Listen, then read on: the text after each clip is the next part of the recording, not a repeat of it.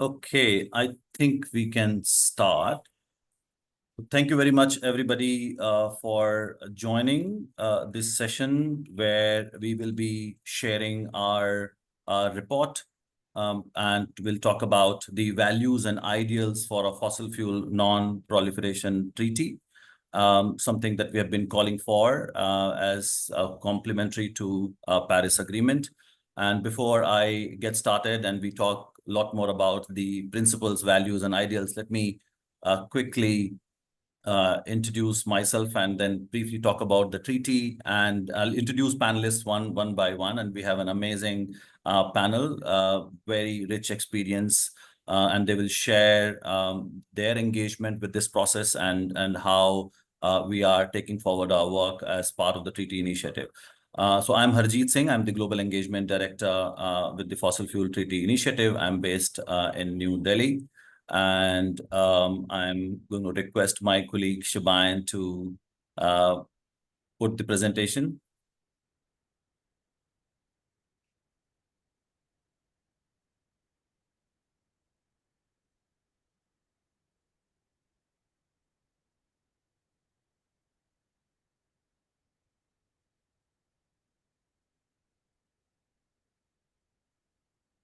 So as you all know, Fossil Fuel Treaty Initiative is a bold step calling for a new global framework.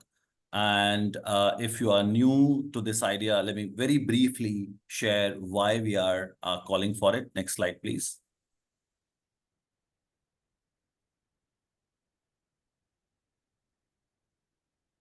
So despite knowing that fossil fuels are responsible for causing the climate crisis, so three products, coal, oil, and gas, yet we see that the production of fossil fuels continues to increase to the extent that it's going to be 110% more production by 2030, which is going to blow up the target of staying below 1.5. And the reality is that we are already in a world where we see huge climate impacts, and every fraction of warming matters, and every ton of carbon that is going to be added now to the atmosphere is going to cause and intensify that havoc a lot more. Yet we see that fossil fuel expansion continues, and we also know that most of this expansion comes from rich countries. So we talk about Australia, Canada, Norway, UK, and the US, who are responsible for more than 50% of these emissions. I think Shivayan dropped off, so let me try and share the presentation.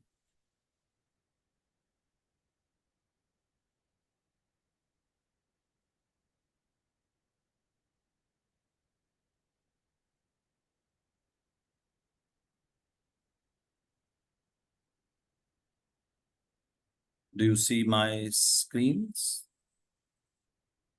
Yes. Okay, and make it full screen.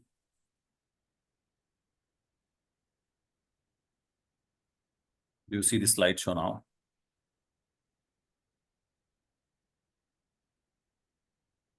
So yeah, as I was saying that we still see much more production happening, which is going to not only affect our target of staying below 1.5 degree, but also increase climate impacts. So in the last few decades, we have seen, yes, there's a growth in renewables, but the reality is that our dependence on fossil fuels has barely changed. If you look at 2011, where 81% of our global demand of energy was dependent on fossil fuels, it is still about 79%.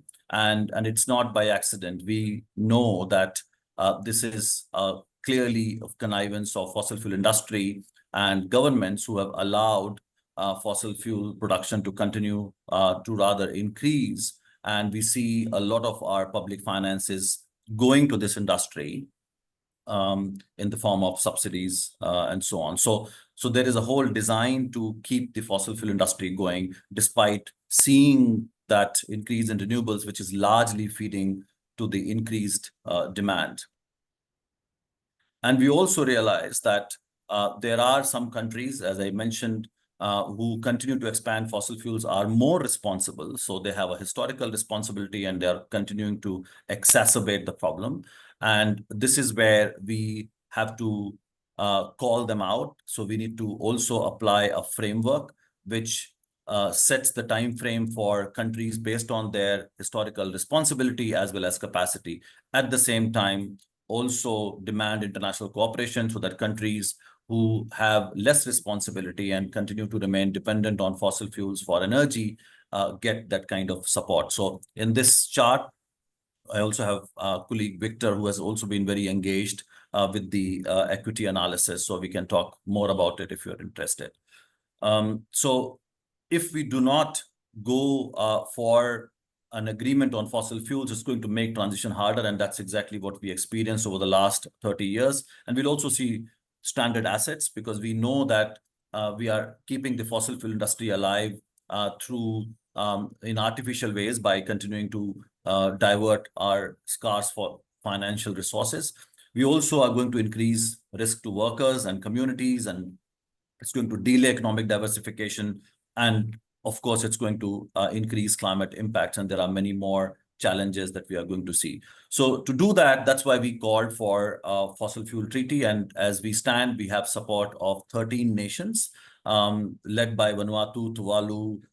We have Tonga, Fiji, Niue, and recently we are also joined by Colombia and Timor-Leste. And Colombia, being a fossil fuel producer country, really adds that weight and underlines the fact that how we need this treaty as part of the global cooperation to support countries like Colombia and others to phase out, and also help countries who are already facing the impacts, and so that we can move away from fossil fuels.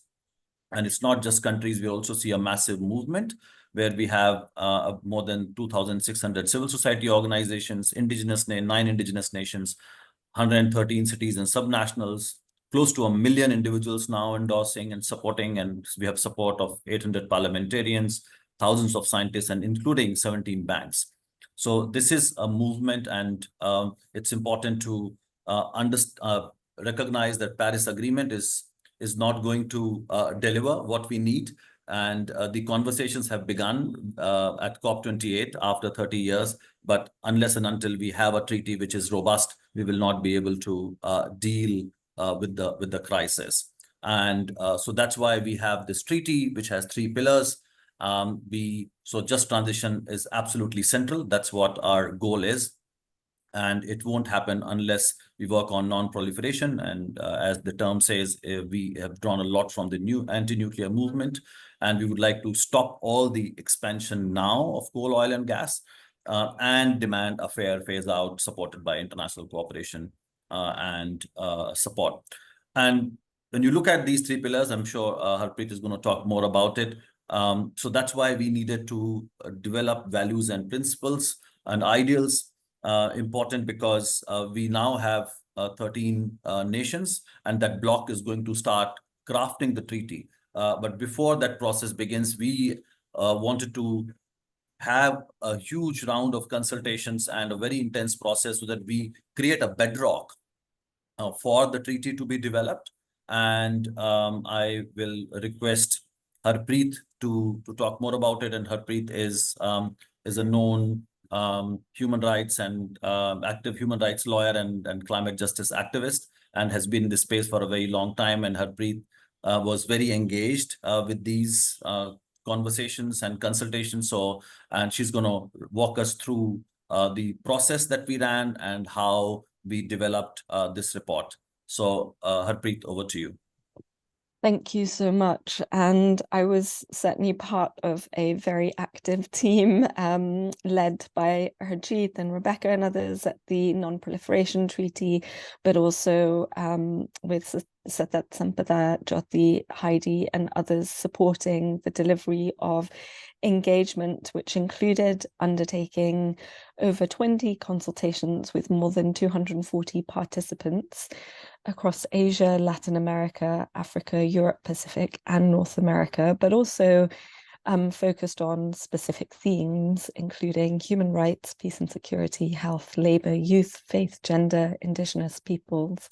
And the consultations took place in English, French, and Spanish.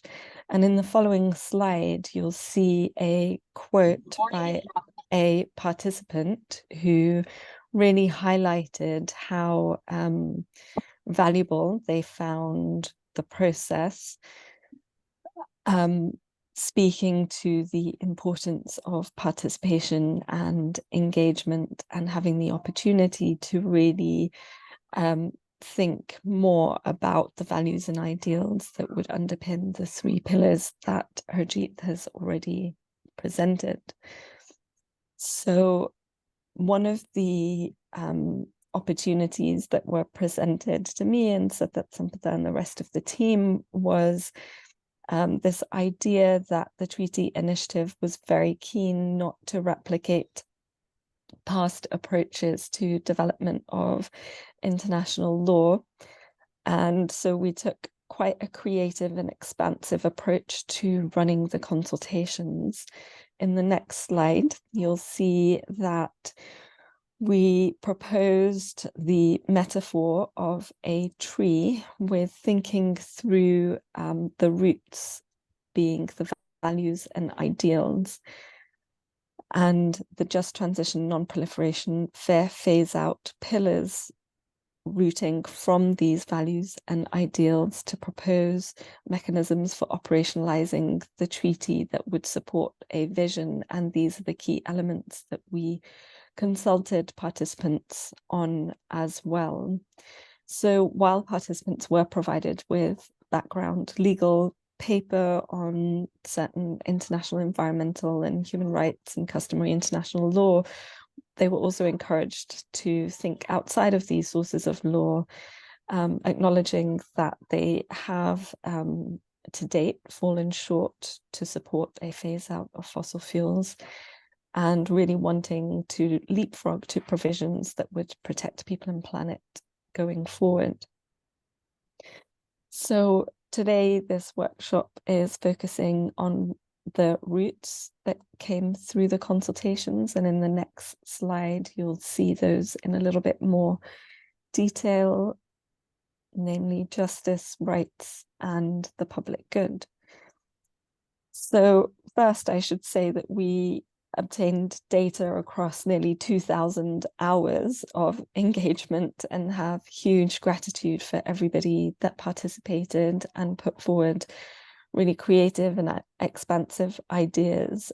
These 3 high-level values are really a first iterative attempt to condense what we felt were the universal values coming through in much of the data that we received, and each of these words represents so much, and there are obviously different perspectives on those representations within participants, and we've done our best in the full report to articulate some of those differences and divergences, but also highlight where there was really keen alignment and a sense of universal direction.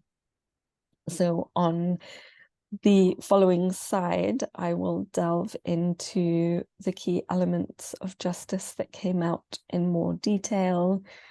So the first element being the importance of enforcing equity and really trying to reflect on operationalizing forms of international environmental law and customary international law that center common but differentiated responsibilities and respective capabilities, and also polluter pays, and thinking about how to enforce accountability, both for forward-looking targets for mitigation, but also strong emphasis on including acknowledgement of the past and repairing the land and territories and communities that have been devastated by extraction as well.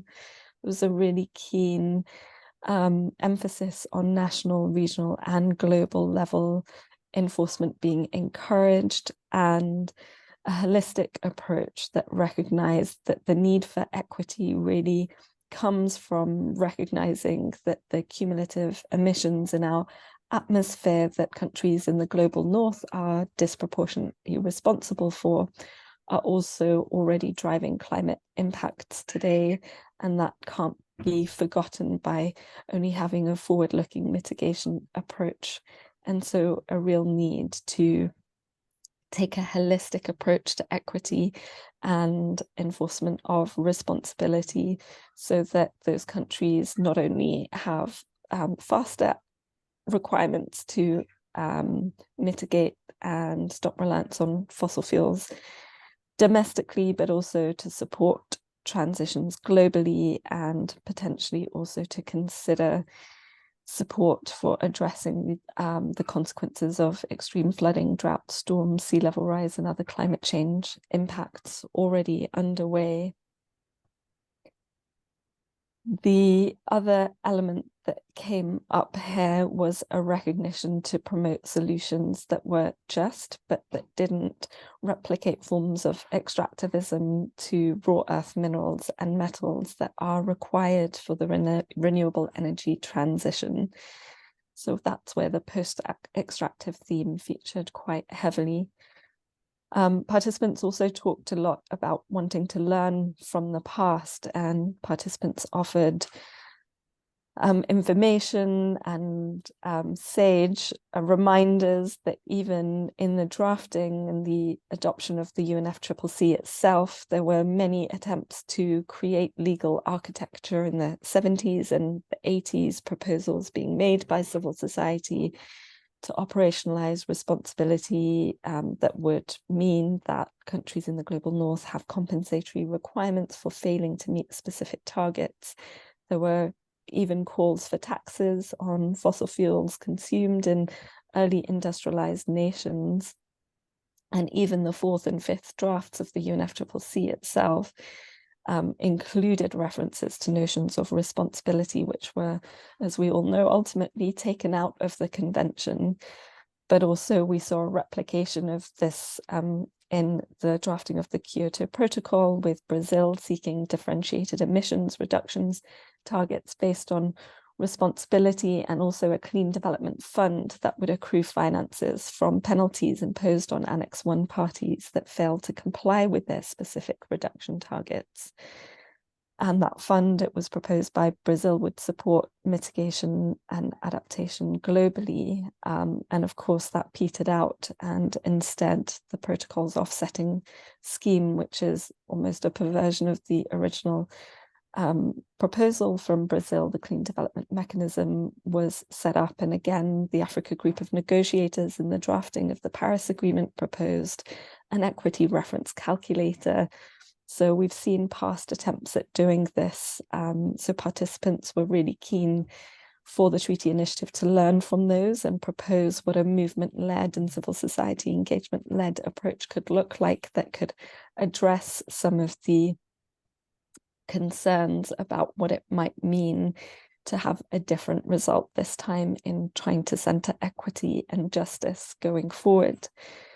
In the next slide, you will see that we are proposing a moment in the ethos of the original consultations to be quite participatory in this presentation, and to ask you a question and select an animal, or I think there are some plant options in here that resonates with you this morning or afternoon or evening, wherever you are. To what extent are you hopeful about a new treaty operationalizing justice?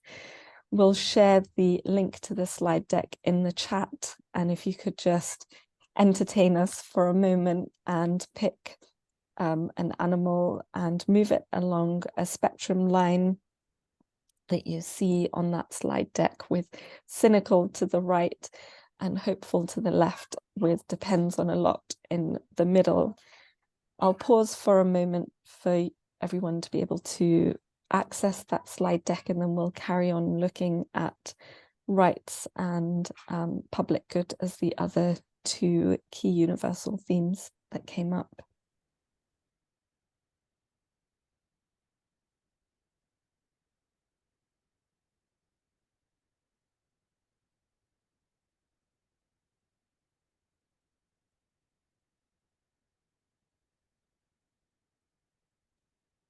We'll come back in a moment to look at where everyone place themselves. But for now, if we move on to look at rights and the public good and then review those slides in a few moments, that would be great. Should I wait for a minute? Yeah, let's do that. Okay. And then we'll restart.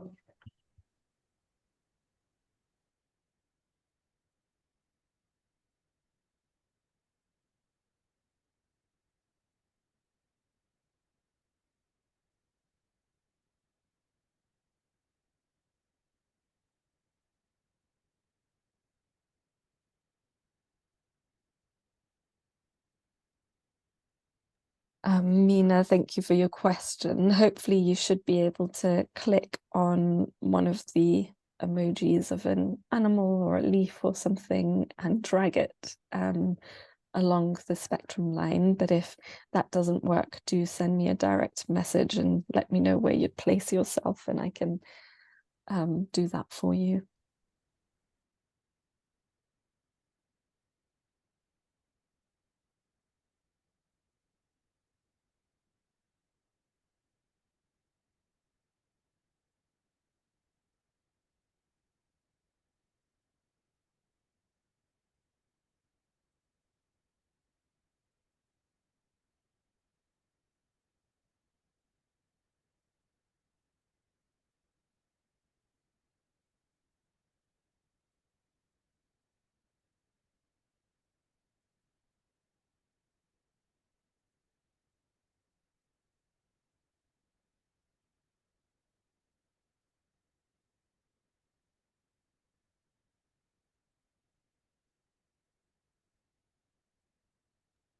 So we surprisingly have quite a number of participants, well, surprisingly to me, in the hopeful end of the spectrum. So that feels very reassuring. And I'd love to hear in the Q&A part of today's session why participants place themselves there and what they feel is driving the impetus in history that we can really reverse previous attempts that have been reversed and really redirect and operationalize mechanisms towards equity and justice. I'd also love to hear the outliers and their view, because there's always things that we can learn from to address those early on. So please do take a moment to reflect on why you placed yourself where you did, because we will be asking you to explain yourselves towards the end of today's session. But for now, if we can move to presenting what we heard from participants on the other two values and ideals. One of those was protecting rights. And of course, participants talked about the role that the treaty could play in reducing the likelihood of escalating climate tipping points and therefore protecting the right to life and health and a clean environment for future generations, but also reducing fossil fuel related resource conflict and positively contributing to peace and security as a related theme came up.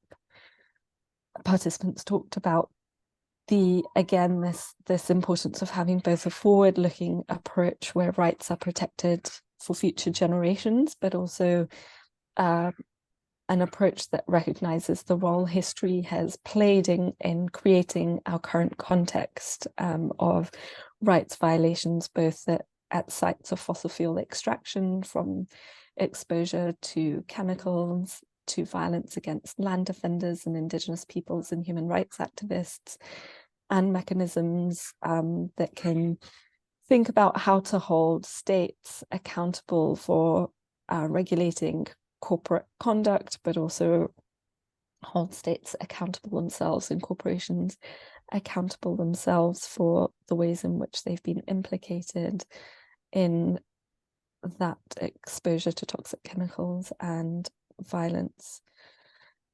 Participants also raised the importance of just transitions that supported workers' rights and the need for the treaty to explicitly recognize the rights of unions and social dialogue and freedom of association and collective bargaining.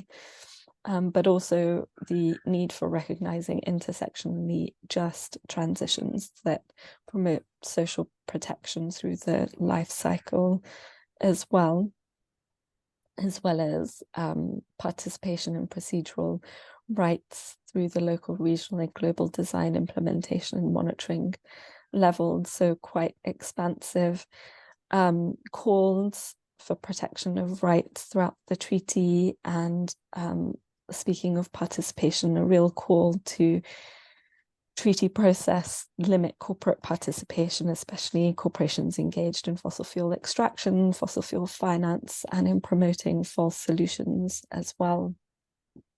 And then finally, on the public good, participants raised the importance of centering energy sovereignty, energy democracy, the use of raw earth minerals and metals to protect the public good rather than to protect corporate profits from raw earth minerals and minerals required for a transition. And the importance of the public good, recognizing the operationalizations of mechanisms that speak to facilitating equity both within and between nations as well. Africa consultation participants were particularly keen to ensure that new renewable energy initiatives and just transition initiatives spoke to just extraction with full, prior, and informed consent of impacted communities.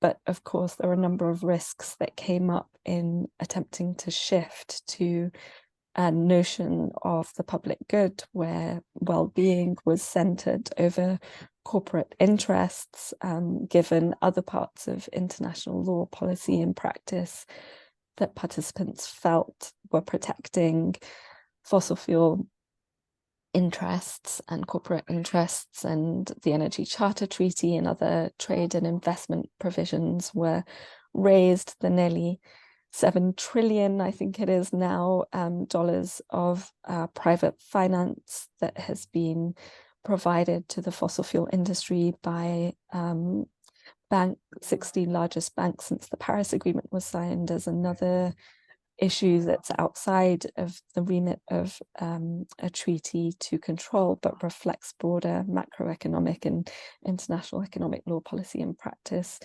that makes it difficult to really center the public good. On a more positive note, participants did feel that having an expansive movement-centered approach to the development and design could really transcend obstacles and promote a vision of well-being, self-determination, and thriving ocean and ecosystems into the future. I'm going to pause again and ask participants to reflect for a few minutes on what resonates and key gaps. And again, they're on the slide deck, slide 21 this time. And again, you should be able to just go to slide 21 and add your comments. And we'll take a few minutes to pause so that you can insert your entries and then come back to your reflections after other panelists have had a chance to speak and Amira a chance to present her work on just transition. But I'll pause now.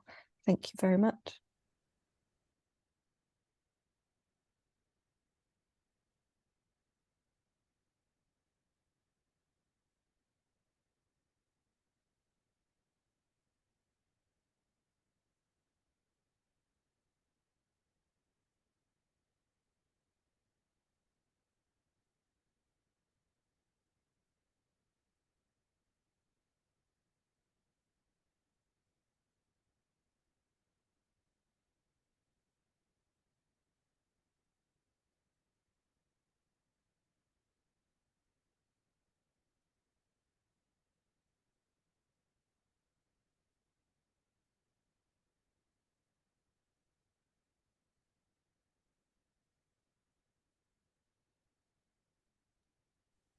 And thank you very much for putting your questions on the Q&A section. So please keep doing that if you have any questions. Of course, at the end, also, we will invite you to share your questions and we will be very happy to respond.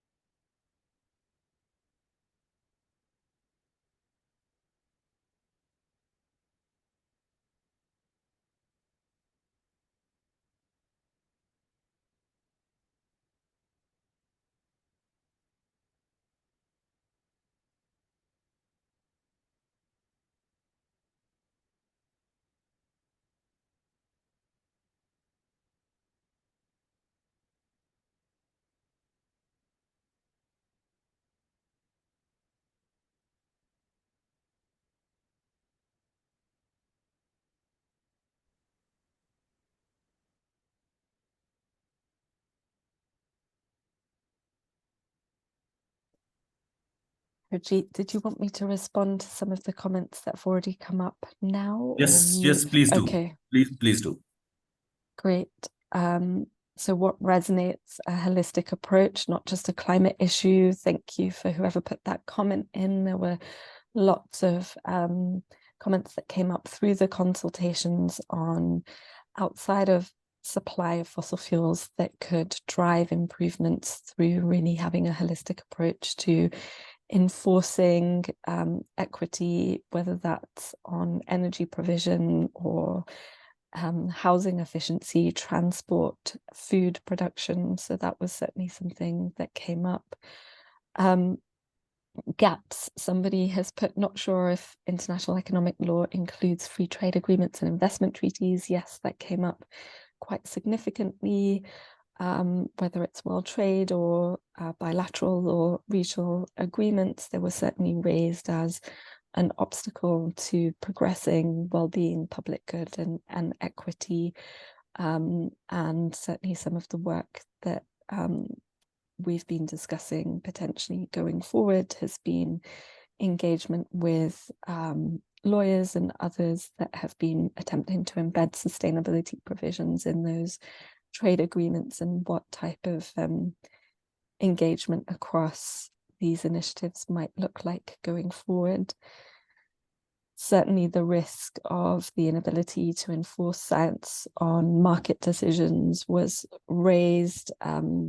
The attempts to have a version of an equity reference calculator to try and enforce justice and science on political and state decisions was certainly raised, clear obstacles to doing that, but the desire really came up quite significantly in ways to try and embed CBDRC, polluter pays, and other norms of international law.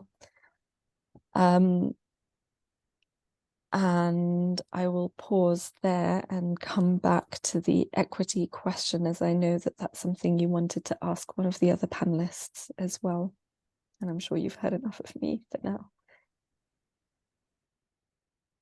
Yeah, I think we can pick up that question later and request Victor to respond to that later.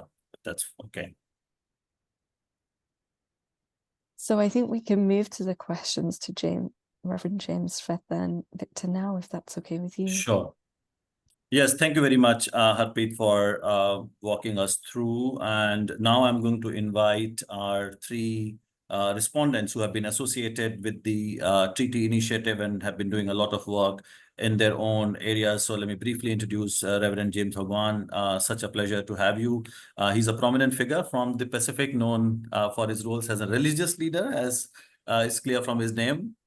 But he's also a very powerful environment and climate justice advocate. He serves as the General Secretary of the Pacific Conference of Churches, where he integrates faith-based initiatives with environmental conservation. And his work often highlights the spiritual and moral imperatives for the ecological stewardships and justice. And he's on the steering committee of Fossil Fuel Treaty Initiative. So such a pleasure to have you, Reverend James Bhagwan. So the question is, and you've also been associated with developing these principles and you have contributed. So we would like to pose this question. So many in the faith and indigenous people constituent participants, that's for the consultation that we conducted, spoke to the difference between recognizing the right to a clean and healthy environment and notions of interdependence and the sacredness of nature. So according to you, what role might the treaty initiative play, or once the treaty comes into play, in leveraging existing rights frameworks while also promoting decolonial outlooks? Thank you, Harjeet, and thank you again also to Harpreet for taking us through the process and where we are in terms of developing the values and principles that underpin the treaty. This is quite a significant point for us in the Pacific and across the planet, particularly for indigenous communities. We recognize that indigenous communities have a deep relationship with the land, with the sea, with the sky. And in our Pacific way of looking at things, we look at the planet as one household. It is our common home, so to speak. And so we see it as a sacred and eco-communal space where spirituality, indigenous knowledge, science, and the cry of our people who are experiencing the impacts of climate change and the groaning of creation is woven together. And in that sense, I think we see how faith, spirituality, indigenous knowledge and wisdom, and science can come together. We recognize that for many indigenous communities, and even from the faith perspective, we don't necessarily talk about rights, but responsibilities. Yet at the same time, there is a deep resonance between the two. We are responsible to protect others who are more vulnerable. And in that protection of vulnerability, we are also recognizing that this planet, our home, our only home, which we are deeply connected to through culture, tradition, spirituality, etc., needs us to step up for it. And so, we see the treaty as one of these very important pillars in responding to the huge ecological crisis that we see ourselves in, which we refer to in the context of climate change and climate justice. And so, from an indigenous community, colonized people who are struggling for decolonization, one of the aspects of that is when we talk about the way in which we see the context of development. And that is recognizing that development is not just economic or GDP oriented. It needs to be more focused on the well-being of people, of communities. And so in that shift of decolonization, we see the treaty as leading into that. And of course, Pacific countries have taken the lead in this process. As you know, Harjeet, out of the 13 countries that have endorsed the treaty initiative or campaign, we see 10 from the Pacific. The Port Vila Call, an important declaration by energy ministers. So recognizing that we need a huge energy transition, even for a maritime space like the Pacific. And just this week, we have Fiji, Vanuatu, and Samoa making a case at the International Criminal Court for ecocide to be included in the Rome Statute. And so we're seeing how we take our spirituality, our indigenous practices, and bring that into the space for rights. We'll bring it into the international law space. And this is why the treaty is very important for us. Thank you. Thank you very much, Reverend James Bhagwan. And there's no doubt that Pacific leadership is so inspiring for all of us in the climate justice space and environmental justice space in general, as you mentioned, and the kind of holistic approach and really looking at the aspects going way beyond development and climate and environmental paradigm, but also bringing in the spiritual perspective is so extremely important. Thank you for that. I'll now move to Shweta Narayan, who is the Global Campaign Lead with the Global Climate and Health Alliance. And she has been involved in various initiatives that intersect public health, environmental justice, and climate change. And her work often focuses on the health impacts of environmental degradation and climate change on communities. And she has been advocating for policies that promote health equity, sustainable development across various policy spaces from national to international. And it's always a pleasure to work with her, and you will hear from her voice how strong advocate she is. So here goes my question to you, Shweta. So one of the key concerns, and again, in these consultations, we found that one of the key concerns that health participants were raising were both cleaning up the mess upon decommissioning sites of extraction, while also promoting WHO, World Health Organization standards for health outcomes going forward. So how do you think a treaty initiative take both past and present outlook to repair and the transition that we are now trying to make? Over to you. Thanks, Harjeet. And thank you for inviting me to this discussion. The consultations were extremely informative and interesting, and a lot to learn, and for health community to also contribute in a very, very concrete way, given that they're such a trusted and credible voices. And also to point out that I think WHO is the only UN organization that has openly, publicly called for a fossil fuel treaty.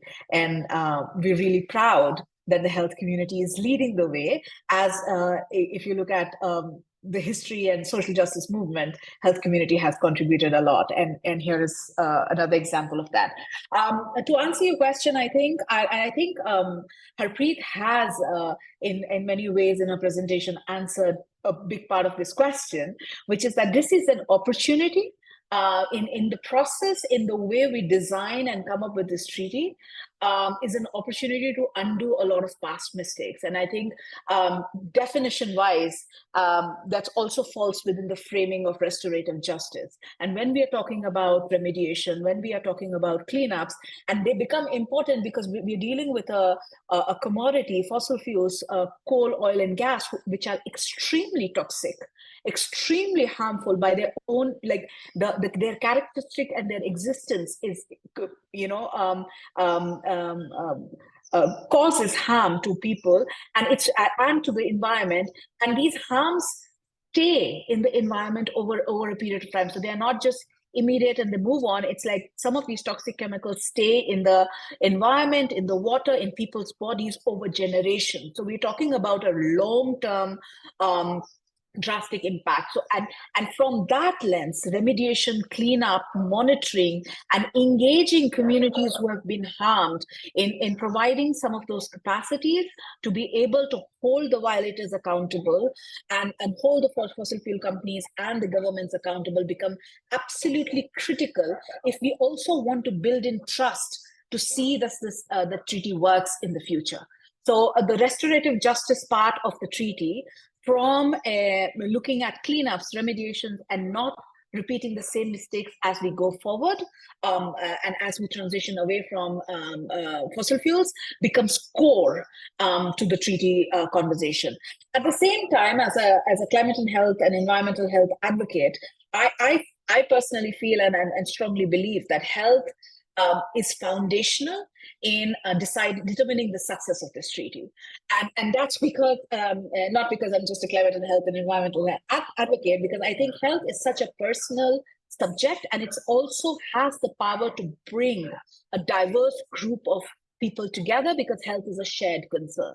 We are all concerned about our health, our family's health, our children's health, our community health. So there is an opportunity with the health argument to bring communities together, to bring like-minded people together, and build a strong foundational argument for health-based considerations as we go forward. And that also, and there is a sort of inherent assumption that policies that are good for health are also good for planet, and vice versa. But like that in many ways, operationalizing health-based vision can bring in and can ensure equity and justice.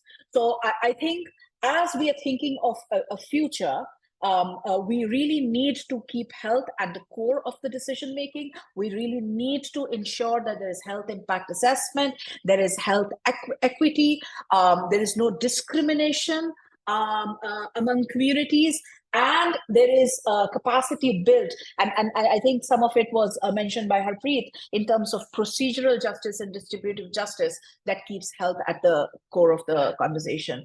At the same time, bring the health communities, because they're trusted and credible messengers, and they have a wide connect from policymakers to communities, bring them into the conversation and build their capacity so that they can be able ambassadors for a progressive, future-looking vision like the treaty. Thank you. Thank you so much, Shweta. We don't have a lot of time, but I will definitely like to make this comment, what you said about personal connect. We are working with various constituencies, and not that you and Reverend James Bhagwan are here. I think both faith and health, we have seen that, as exactly what you said. The personal connect is much more, And that really adds so much of power to the campaign and the demands that people make. Right. I'll now go to Victor, and Victor is on the move right now, yet he has joined us. So thank you so much, Victor, for that. And I'll introduce him briefly. He's associated with the Oakland Institutes, where he engages in the climate advocacy work on environmental justice, sustainable development. He coordinates the Equity and Ambition Group, which is part of a think tank to working closely with DCJ. He's also part of the DCJ Secretariat Global Campaign to Demand Climate Justice. He has done a lot of work, so detailed research, policy analysis. He does a lot of system thinking, so has been putting those messages out on systemic injustices and how they are connected to environmental and social disparities. So that's about Victor.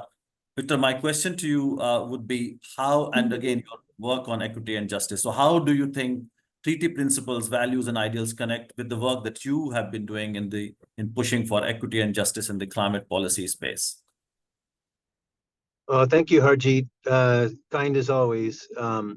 I will try to keep it brief. I see you have maybe 10 minutes left. I mean, this connects directly because we know we need a complement to the Paris Agreement. That's the right word, too. We don't want to let go of that whole UNFCCC framework precisely because of the equity principles that we have embedded in it. And it's precisely because of those equity principles, it's so difficult to get a deal because those countries with power don't want to relinquish it. So it's important that we sort of keep those provisions and those principles to guide us forward as countries in the expansion, and the wind down production and do the transition, the pillars of the treaty. I mean, just as an example, the way we're implementing this, just a couple ways. One, I think you mentioned the Civil Society Equity Review, which I know you've been involved in. I have. Amira, your colleague there, and others on the treaty team. Also, a quick plug for the toolkit that the treaty did together with the equity review recently. Amira and I worked together. The policy toolkit, how to do the just transition and phase out, shows how we use these equity principles. And so I think there's a lot of good thinking there and guidance on the way forward. And then, at least for right now, the way forward, coming out of Dubai, the last COP, and the transition to fossil fuels, the fight is now at our national levels with the nationally determined contributions. This is the year that governments are supposed to be updating their NDCs or their pledges to Paris. And at least in the US context, okay, we're using this as the opportunity to really educate folks on this, our historical responsibility, right? 4% of the global population, almost 24% of the global emissions, compared to, say, India, 25% of the global population and only 4% of the emissions. And we're still the largest producer, now hitting 13 million barrels a day, more than any other country ever, and still planning to expand production. So the phase out means that the US and the other biggest producers have to go first and fastest and fund others in their transition. And so we've been taking these equity principles and the fair share framework that the equity review has developed, and we're applying it to the US NDC. We're putting out next week a US fair shares NDC that shows that what the US would have to do. It would mean 80% reductions by 2035. As part of the full phase out. And the financing would be numbers that are difficult to describe, but we certainly support the 5 trillion figure that's been the number of the cross-constituency collaboration going into the next COP. So we have a lot of work in the US to educate our members of Congress to support this. Of course, big uphill battles with the Republicans, but also some of the Democrats. And maybe I'll just leave it there. That's about 2 or 3 minutes, Harjeet. I hope that's helpful to give folks an idea how we're trying to advance these ideas now. That's very helpful, Victor, and particularly the way you connected with the UNFC space. And I did mention in the beginning, we are saying treaty is complementary to Paris Agreement, and we are not dumping or junking the UNFCCC process. But we know that it's not going to deliver the kind of decisions we want on fossil fuel phase out in a comprehensive manner. So I think that's a good segue to now invite Amira who has been leading our just transition work, to briefly talk about. I know we don't have a lot of time, and I would encourage people to put their questions and we'll try and respond.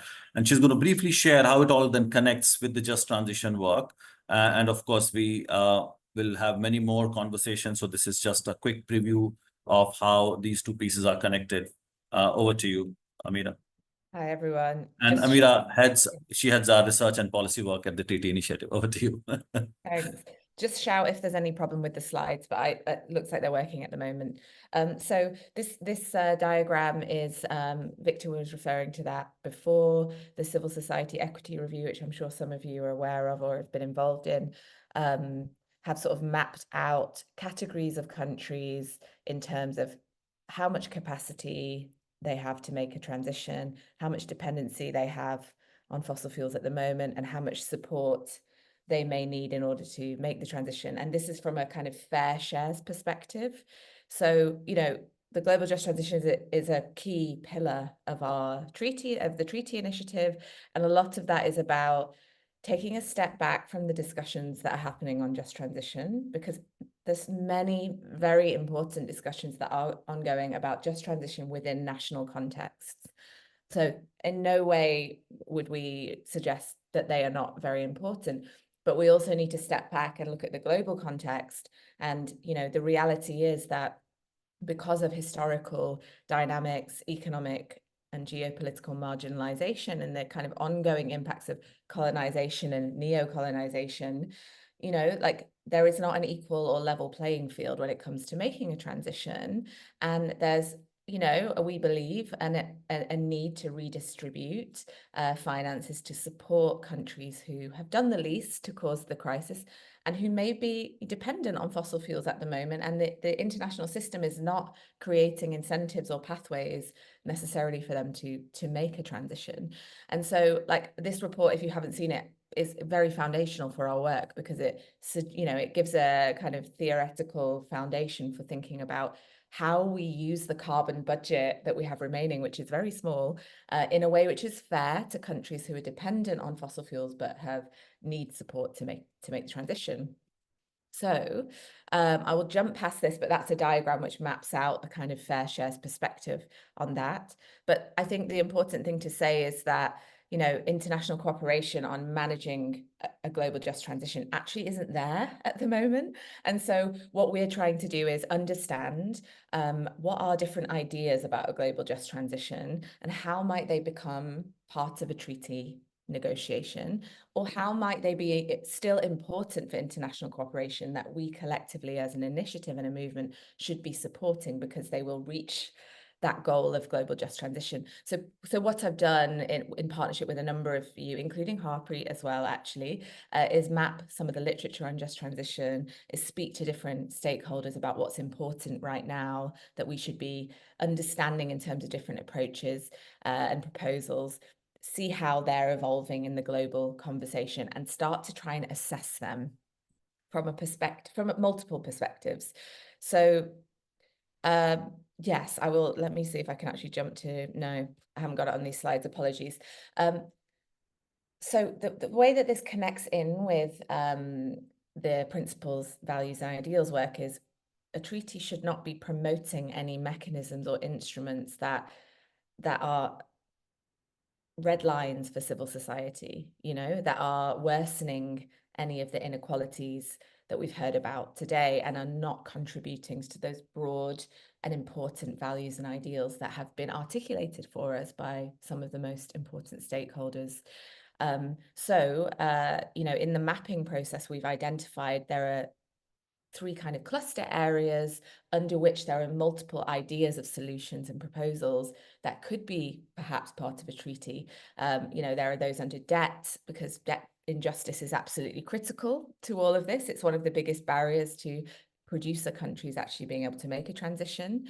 There's a need to deal with the trade and investment barriers, which are also very significant, particularly for, you know, regions such as the African continent, where, you know, capital costs for investment in renewables are significantly higher than anywhere else in the world, and also much higher than fossil fuels. And they have, you know, a need to ensure energy access across their countries and the continent. And the final piece is around how do we envision replacing fossil fuel revenues, because in some countries fossil fuel revenues are as high as 92%. So government revenues depend on fossil fuels at the moment. And of course, many of the countries that are in that position are those that have been historically marginalized and are not able to access the finance they need to make the transition. So there are lots of different solutions, which I don't have time to go into now. They're out in the international space. They're being articulated by governments, civil society, academics, collectives, and coalitions. But what we're trying to do is understand which ones are politically salient, so which ones are going to get enough buy-in that they can be part of a treaty negotiation, which ones are actually going to meet the needs of 1.5 degrees, so which ones are going to like work with the carbon budget that have that expediency, and then finally which ones are certainly not crossing any red lines according to the values and ideals that have been articulated here. I'm going to jump past all of this, but I'm very happy to talk anyone through how we've done the mapping. But the next steps are, we've set up an expert working group. These are people, experts who are from different regions of the Global South, who have also different areas of expertise, whether that's to do with the legal side of some finance mechanisms, whether that's to do with the... Do I need to wrap it up, Haji? I will, okay. We have this expert working group. I'm just going to put them here, happy to talk about their expertise. Some of you will know many of them already. They are really feeding into our thinking, and there's a very specific relationship to our values and ideals here, which is also undoing the knowledge power dynamics that have created this system where a lot of the policy articulations and the financing are going towards solutions that have been created by those who are not most impacted by the crisis. But yeah, happy to chat to anyone about this in more detail in future. Thank you. Thank you so much, Amira, and so sorry you had to squeeze in.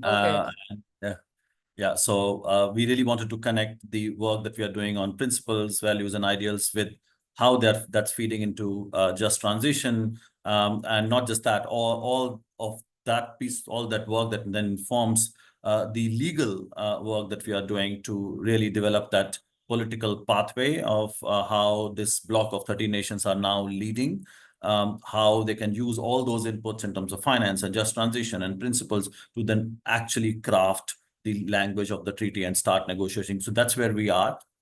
And that's why we are doing this series of conversations to get your inputs on how the campaign, which has been ground up, as you can see, how the kind of support we got from various constituencies, and how that's shaping our political work. And while we are developing some of these principles and our just transition pathways to inform that roadmap. So that's where we are. And yeah, thank you very much for your engagement and inputs, and keep watching the space, and we'll continue to come back to you with other and more opportunities for taking your inputs so that we all can move towards getting this treaty finally. That's what our goal is. So thank you very much, everybody, all the participants and our amazing panel for your valuable contributions. Thank you all, and we'll be sharing these slides to you over email. Thank you. Bye.